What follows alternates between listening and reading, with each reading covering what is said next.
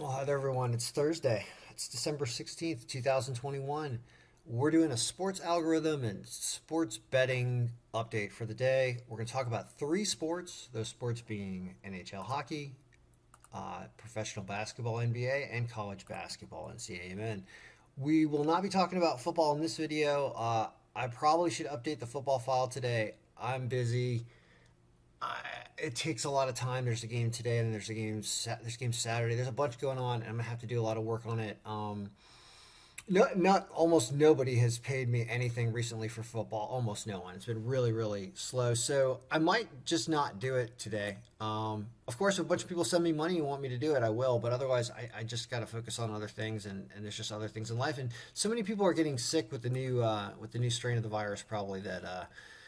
People are getting called out all the time. We can expect a lot of problems with injuries. It just makes me want to hold off on football. But anyway, let's talk about everything else. So what I started doing yesterday, I'm going to do this every day because this is fun, and I get to show really the value of the algorithms. And that is, I came up with 10 picks because I noticed that the Odds Jam, Alex on Odds Jam, is doing this where he's making 10 picks, and they're doing. I really love what they do over there. They are true analytics folks. I'm just a poser who tries to create winners with an algorithm. They actually are going and digging up lines and really trying to make the most money possible. And what I realized was I could take the algorithms we have and I could come up with picks and show you how you're probably going to make money almost every day with the way the algorithms work. Not every day, but almost every day. I would say 75 to 80% of the days you do this, you'll probably make money. And some days you'll more than double your money. And what's interesting is, so yesterday I grabbed 10 picks, and it went 5 and 5, and you end up making 6%. So if you risk $100, you have $106 and 20 cents, I guess. At the end of the day, not a horrible day. You win a little bit. That's fine. It's like investing in a stock that has a modest day, right? And even more than modest day in a stock, actually. So what happened, and what can we learn from this day, and then what will we do for today on Thursday? The answer is I don't know what we're going to do for Thursday yet. I'll do a separate video later when I have time to go over what the exact picks are, but we'll glance over all the algorithms today in this video. So let's look at yesterday, though, and then look at the results in all three of these algorithms yesterday. And we'll start off with hockey, where I was almost going to the Anaheim game against Seattle. And the reason why I chose over 3.5 goals for Anaheim there was because the algorithm was predicting over at least 4 goals 2 times here in both projections, and and my roommate is the goalie coach for Seattle, it's just funny. So the point is that was a win. The Caps lost in overtime, so that was a loss, and the Rangers managed to win. But this game did not go over, even though I don't know if Keith Kincaid actually played. I think he did. I'll have to look at that, but it didn't get there, so that was a loss, right? On right here. So the Ducks do get to 4 goals. They win 4-1. Caps lose, and this game only gets to 5 goals. They don't even get the empty net. So 1 and 2, hockey is tough. As for today, if we look at today, there's a much bigger slate today. And we'll just glance. I have no idea what the picks are going to be, but it says number one pick of the day is Vegas over New Jersey.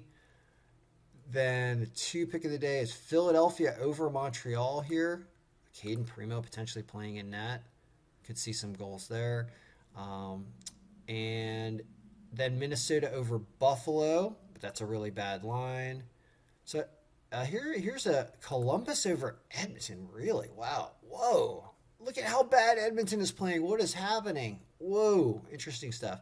So that's the quick glance. I don't know what the picks will be today for NHL, but that's a quick look. Of course, contact me if you want a copy of the email list, algorithms, and stuff. Let's talk about NBA. Amazing day for NBA, and the picks here showed that as well.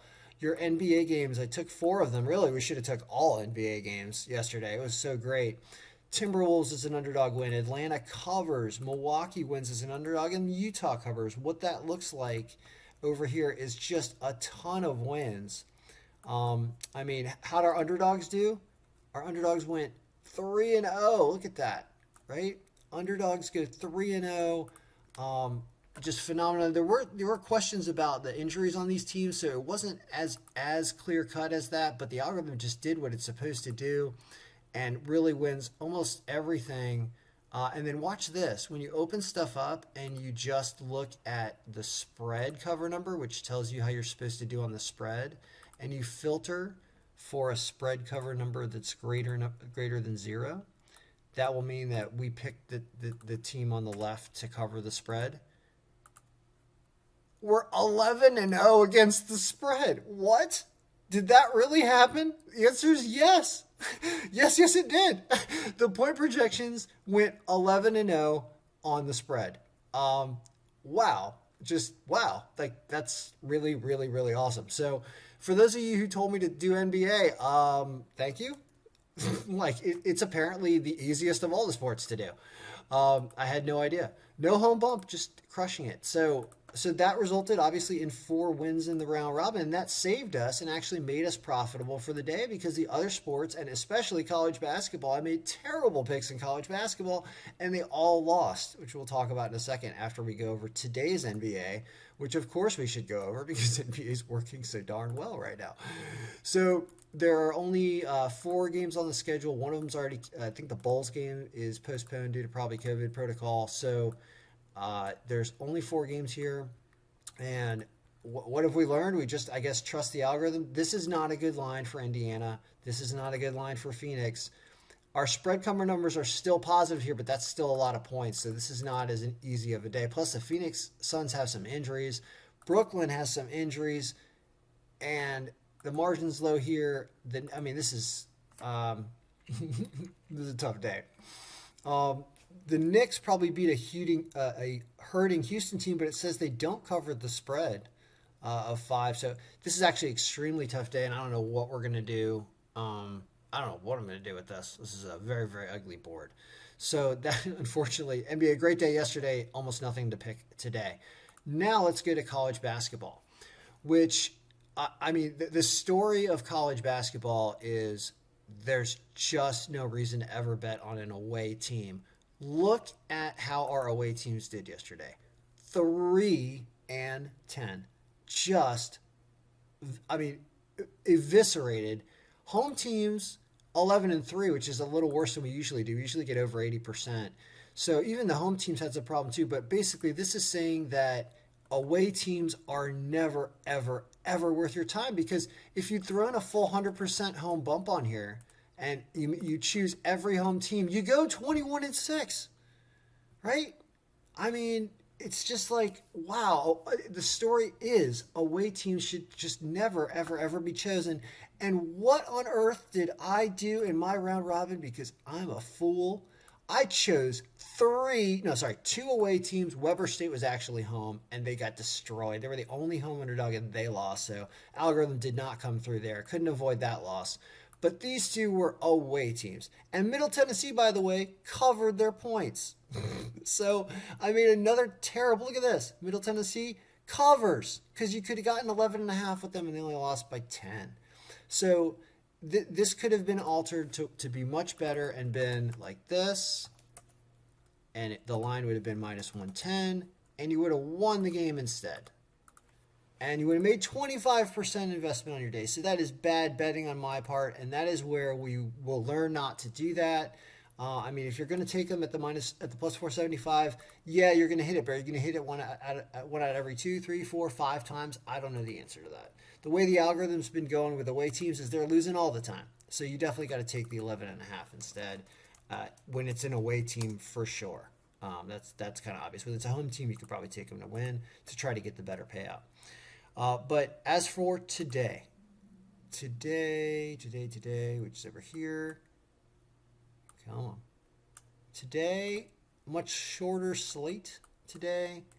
And there was one thing I saw in here that was of note, which was Charleston Southern has a great strength of schedule comparative number there, which means that they've played better teams throughout the year, so their stats shouldn't be as good as they would if they were playing weaker teams. Their stats are good, and they're an underdog at home, right? So our pot of gold picks, as I call it, it's just one. It's Charleston Southern. Health is okay, so that's got to be the pick of the day. It has to be. The pick of the day in college basketball clearly has to be a home team. Here, at least you have a home underdog and a good. If this game loses, then man, the algorithm is just 0 for 3 on things that it thinks are are relevant and significant variables in the outcome of the game, and that is home, strength of schedule, and margin. All three are in favor of Charleston Southern, so that's got to be the pick of the day.